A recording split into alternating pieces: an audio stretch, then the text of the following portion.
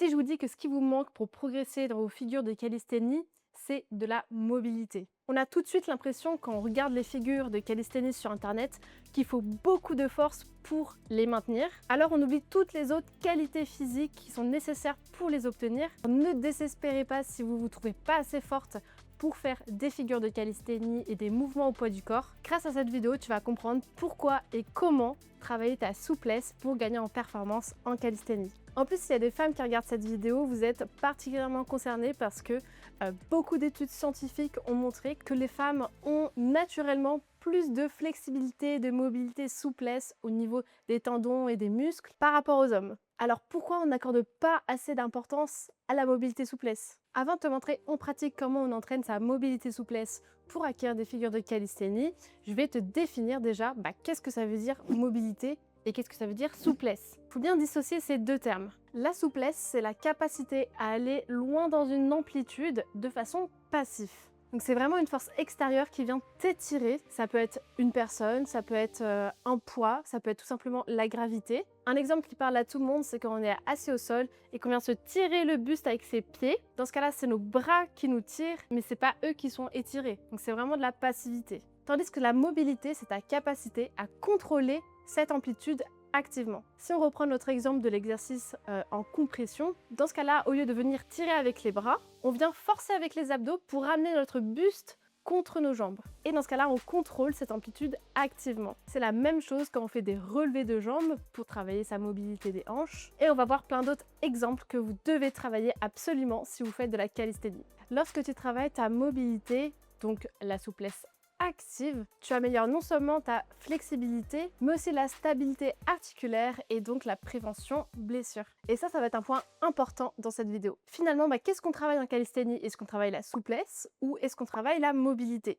La souplesse active. Peut-être que tu l'avais déjà compris, mais on travaille beaucoup plus la mobilité parce que quand on fait des figures de calisthénie, on maintient une position de manière active et donc on est toujours dans le contrôle de ces amplitudes articulaires. En gros, on peut résumer en 3 bénéfices ce pourquoi tu dois absolument travailler ta mobilité souplesse en calisthénie. De 1, avoir une bonne mobilité réduit ton besoin d'avoir une force brute. Plus un corps est mobile, plus il est efficient, moins tu as besoin de compenser avec de la force, comme je l'ai dit tout à l'heure. Par exemple, sur la handstand press, plus tu es mobile, moins tu as besoin d'aller en avant, c'est-à-dire que plus ton bassin il est haut sur une handstand press, plus ça va être facile de monter tes jambes après. Si tes ischio-jambiers et tes hanches sont rigides, tu vas devoir aller plus en avant sur tes épaules et donc ça va être plus dur, en tout cas il va falloir mobiliser beaucoup plus de force pour monter ta handstand press. C'est une des problématiques qu'a traversé Camille, une femme que je coach. Son problème à elle, c'est qu'elle manquait de mobilité des hanches et d'ouverture. Du coup, elle devait tout prendre dans les épaules en se penchant en avant, étant donné que son bassin n'était pas assez haut. Et donc, c'était très difficile pour elle de monter ensuite sa handstand press. Fallait qu'on travaille beaucoup sa force dans les épaules et c'est un long travail. Du coup, on a mis en place beaucoup d'exercices de mobilité pour qu'elle améliore son ouverture et sa flexion de hanche. Et donc, semaine après semaine, elle a gagné en mobilité des jambes et c'est devenu beaucoup plus simple pour elle de monter sa handstand press et elle y arrivait beaucoup plus rapidement que si elle s'était focalisée uniquement sur la force de son haut du corps.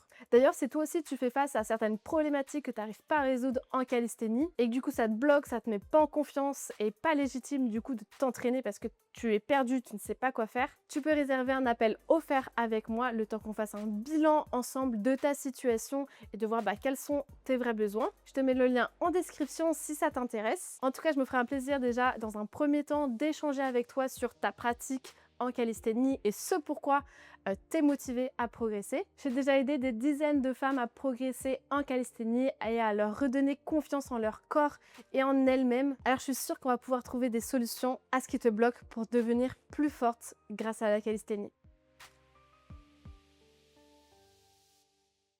Revenons à cette utilité de travailler sa mobilité souplesse pour éviter de recruter trop de force inutile dans une figure. En fait, c'est tout simple à comprendre. La mobilité améliore la mécanique de levier, c'est-à-dire le bras de levier entre les articulations. Plus ton corps se rapproche de son axe de gravité, moins tu auras besoin de fournir de la force. Exemple en image, un handstand, c'est probablement une figure que tu entraînes si tu regardes cette vidéo. Ce qu'on cherche à trouver pour obtenir son handstand, c'est son point d'équilibre. Et plus on est droit, moins on a besoin de compenser avec de la force, Par exemple, si on a le bassin qui est trop en arrière, faut compenser avec des épaules beaucoup plus en avant. Donc par conséquent, ton handstand déjà, il n'aura pas une belle forme, il sera tout tordu. Tout ça pour dire que si tu manques d'ouverture d'épaule et donc que tes épaules vont trop en avant, tu vas trop forcer sur tes épaules, ton handstand ne sera pas droit et ce sera plus difficile de trouver ton équilibre. Ou alors tu vas devoir compenser avec de la force, mais qui serait inutile à développer si tu avais une bonne mobilité d'épaule et donc une bonne ligne sur ton handstand. Un autre exemple avec le V-sit, si tu as une bonne flexion de hanche, si tu arrives grâce à ta mobilité à monter tes jambes, tu auras moins besoin de forcer avec ton dos pour te retenir. Deuxième bénéfice à avoir une bonne mobilité en calisthénie, c'est de pouvoir faire des figures proprement, avec fluidité et contrôle. Et oui, être plus mobile, ça t'ouvre la porte à plus de figures, notamment une figure que je fais travailler aux débutantes en calisthénie, c'est le L-sit, qui demande en majorité un travail de mobilité par rapport à un travail de force, donc on peut plus facilement l'acquérir. Et si par exemple tu manques de mobilité des hanches pour monter tes jambes, tu vas forcément arrondir ton dos, ton mouvement ne sera pas propre, tu vas plier tes jambes, tu vas mal monter tes jambes. Un autre exemple sur le endo, si tu n'es pas assez mobile des hanches, ça va être très dur pour toi de monter ton bassin et tes jambes. Déjà, comme on l'a dit tout à l'heure, tu vas avoir besoin de beaucoup plus de force dans les épaules parce que ton bras de levier il va être super grand. Mais en plus de ça, tu vas risquer de plier tes jambes, de pas monter avec fluidité. Donc on va bien voir ton manque de contrôle sur cette figure. Et ce qu'on cherche aussi en calisthénie, c'est la propreté et la pure maîtrise de son corps dans les figures. Enfin, le troisième bénéfice, qui est sûrement le plus important, c'est qu'avoir une bonne mobilité prévient les blessures. C'est probablement le point le plus sous-estimé parce que souvent les pratiquantes et les pratiquants de calisthénie veulent aller vite et au plus efficace, donc on fait que des exercices de force, des exercices musculaires sans forcément travailler la mobilité articulaire et le renforcement des articulations. Si tu manques de contrôle dans une certaine amplitude, au bout d'un moment, ça risque de lâcher. Si on entraîne trop souvent des figures au sol et qu'on sursollicite les poignets, par exemple en planche, en handstand, en travail de la press handstand, forcément on va sentir des douleurs, des gênes au niveau du poignet qui vont s'installer au fur et à mesure des séances. Un autre exemple par rapport aux épaules, cette articulation hyper complexe, sans bonne ouverture d'épaule et stabilité scapulaire, beaucoup de figures tirent sur les ligaments et irritent la coiffe. Un exemple courant qu'on peut retrouver en calisthénie, c'est sur le travail des dips, où des fois on a envie d'aller un petit peu plus loin que ce que l'on devrait, mais sans forcément le savoir. Un jour où on est particulièrement fatigué ou qu'on dépasse un petit peu trop nos limites, on risque d'aller un petit peu trop loin dans l'amplitude qu'on a l'habitude de gérer. Et donc c'est à ce moment-là qu'il y a un vrai risque de blessure. Donc c'est pour ça que c'est super important de travailler sa mobilité, c'est-à-dire son contrôle et sa force dans la plus grande amplitude qu'est possible de faire avec son épaule. Et ça, je vous dis comment le faire juste après. Un dernier exemple de risque de blessure, au niveau des hanches cette fois, sans une amplitude fonctionnelle, tu risques de compenser avec le bas de ton dos sur certaines figures comme le L-sit, le V-sit ou des pike push-up. En gros, ce qu'il faut que tu retiennes, quand tu gagnes en mobilité, tu distribues les contraintes sur différentes structures, ton corps absorbe mieux les charges et ton système nerveux apprend à se sentir en sécurité, peu importe dans quelle amplitude tu te trouves. Un muscle ou une articulation ne se relâche pas tant que ton cerveau ne se sent pas en sécurité. Un manque de mobilité, c'est pas forcément un manque de souplesse des tissus du corps, c'est plutôt une protection nerveuse pour que ton corps aille dans des amplitudes qu'il ne maîtrise pas, tu vois. C'est justement pour cette raison qu'au fur et à mesure d'une séance de stretching, on va de plus en plus loin, alors qu'on va pas forcément gagner en souplesse des tissus. Bon, maintenant que tu as bien compris pourquoi c'est indispensable de travailler sa mobilité en calisthénie, comment l'entraîner? Bon, je te rassure, tu n'as pas besoin de devenir contorsionniste pour faire de la calisthénie. Tu dois juste être bien mobile sur les figures que tu veux travailler. Donc on va faire un travail de spécificité. Parce qu'on va pas se mentir, c'est un peu chiant de travailler sa mobilité souplesse. Ou du moins, c'est pas très agréable. Les principales articulations qu'on va travailler pour acquérir des figures de calisthénie sont les épaules en priorité pour notamment tout ce qui est handstand, l'ouverture d'épaule, mais également la stabilité. Et ça, la stabilité, c'est vraiment pour quasiment toutes les figures de calisthénie, que ce soit au sol ou en tirage, ce qui améliore donc le contrôle scapulaire. Mais également les hanches, pour se faciliter la tâche, acquérir des figures comme le L-sit, le V-sit, le E-sit, le endo, la press handstand. Également les poignets pour avoir une bonne force dans les poignets et tenir sur une stand sans se blesser. Tout ça pour dire qu'il faut que tu travailles ce dont la figure requiert comme mobilité, sans négliger la prévention blessure. Comme on l'a dit tout à l'heure, on a principalement besoin de mobilité, donc de souplesse active, plutôt que la souplesse passive. Comment donc travailler sa souplesse active? Déjà, à chaque fois que tu vas commencer une séance, que ce soit une séance de calisthenics, de street workout ou une séance de stretching, tu vas faire des rotations articulaires contrôlées, des RAC. C'est-à-dire que tu vas mobiliser l'articulation sous la plus grande amplitude qu'elle puisse atteindre au cours du mouvement. Un exemple tout simple, au niveau des poignets, je vais fermer mon poing comme ça et en contrôle, lentement, je vais effectuer des cercles en allant au maximum dans mon amplitude articulaire. Et donc c'est pareil pour l'épaule, je ne viens pas faire des ronds de bras comme ça, mais je vais lentement aller chercher la plus grande amplitude articulaire que je peux atteindre. C'est l'étape 1 pour échauffer et entraîner sa mobilité articulaire. Ensuite, un super bon exercice pour la mobilité, c'est les pales and raise. Peut-être que tu en as déjà entendu parler, mais c'est une très bonne manière d'acquérir de la force dans une grande amplitude articulaire. Donc en fait, tu vas commencer par un étirement passif. On va prendre pour exemple la compression au sol quand on est assis et qu'on va chercher une flexion de hanche. On va commencer donc par quelques secondes, voire minutes de souplesse passive, le temps d'aller un petit peu plus loin dans l'amplitude articulaire de manière passive. Ensuite, on va forcer avec les abdos pour rapprocher notre buste contre les jambes. Et donc là, on va aller un peu plus loin forcément. En gros, on va effectuer une contraction isométrique dans l'étirement.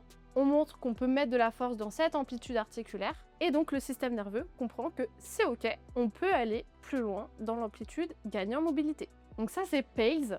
Et les raise, c'est par exemple quand on est en ouverture d'épaule contre le mur, on est dans l'étirement, on peut appuyer contre le mur, donc ça c'est les pales.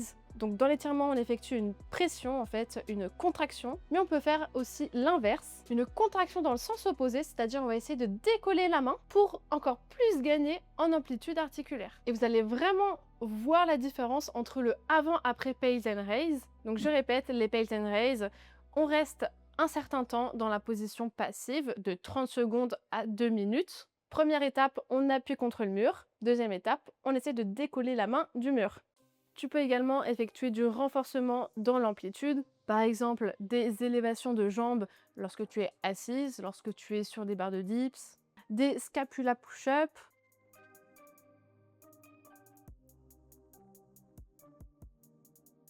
Ensuite, tu dois te poser la question, quand est-ce que j'entraîne cette mobilité finalement? Eh bien, un bon travail de mobilité se travaille fréquemment, c'est-à-dire qu'on ne va pas entraîner non plus 1 heure par jour notre mobilité. Il y a besoin d'un certain temps de repos si tu mets beaucoup d'intensité dans tes exercices de mobilité.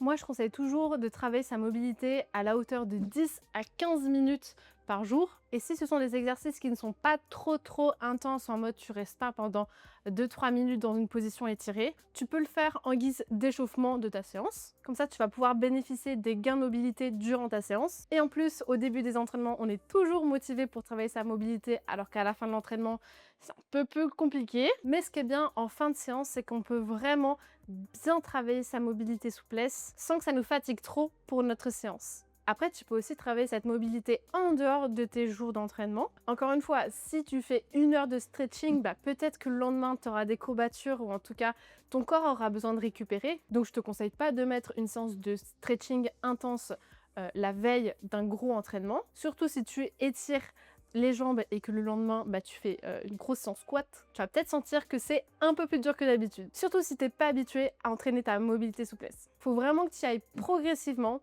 Peut-être au début, tu vas commencer par 5 minutes par jour, puis par 10 minutes, une fois que tu te sentiras à l'aise et que tu sens que ça fait pas trop de dégâts, entre guillemets, sur ton corps. Tu vas récupérer de plus en plus vite. On préfère être en mouvement assez régulièrement, entraîner son amplitude articulaire assez fréquemment, plutôt qu'un stress articulaire intense, ponctuel. Donc entre 1h30 de stretching par semaine le mercredi et 5 à 10 minutes par jour, on préfère l'option 2. Petite note, il faut quand même que tes exercices de mobilité soient assez intenses en fin d'exercice, principalement, pour qu'il y ait un vrai résultat grâce à ce travail. Si tu n'es pas assez longtemps dans une position de stretching ou si tu ne forces pas assez quand tu fais les pulls and raise, eh ben ton corps ne va pas forcément créer les adaptations. Si par contre vous êtes blessé, si vous sentez quelques gels, je vous conseillerais d'abord d'aller consulter un professionnel de santé, un médecin du sport, un kiné, un physio, ou en tout cas quelqu'un qui aura posé un diagnostic sur ce que vous avez, plutôt que penser que là les conseils que je vous donne en vidéo sont appropriés parce que je ne sais pas ce que vous avez.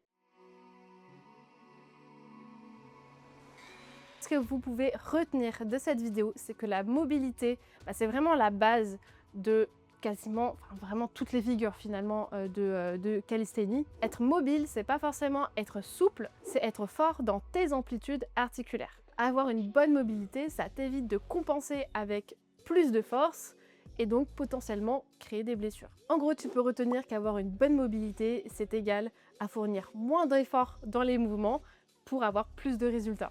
Dites-moi en commentaire si vous souhaitez que je fasse des séances où vous me suivez en direct ou même des séances mobilité appropriées à la calisthénie, aux figures. C'est pas encore un concept que j'ai mis en place dans ma chaîne YouTube, donc vraiment si ça vous intéresse d'avoir des séances de calisthénie, n'hésitez pas à me le faire savoir. N'oubliez pas de vous abonner et de mettre un pouce si jamais cette vidéo vous aura appris quelque chose. Moi, ça m'aide vraiment pour soutenir cette chaîne YouTube et faire en sorte que ces vidéos soient plus vues, parce que je pense vraiment que ça pourrait intéresser et aider beaucoup de personnes, surtout beaucoup de femmes. Tout le matériel que j'utilise dans cette vidéo vient de Gornation. Justement pour éviter de créer trop de tension sur vos poignets, je vous conseille d'utiliser des parallettes. Donc voici les parallettes que j'utilise chez Gornation. Celles en bois, elles sont légères, hyper pratiques à transporter. Car quand vous êtes sur vos parallettes, votre poignet est aligné, du coup ça met moins de tension et vous risquez moins de sursolliciter vos poignets et donc de vous blesser. Voilà, c'est tout pour cette vidéo et je vous dis à la prochaine.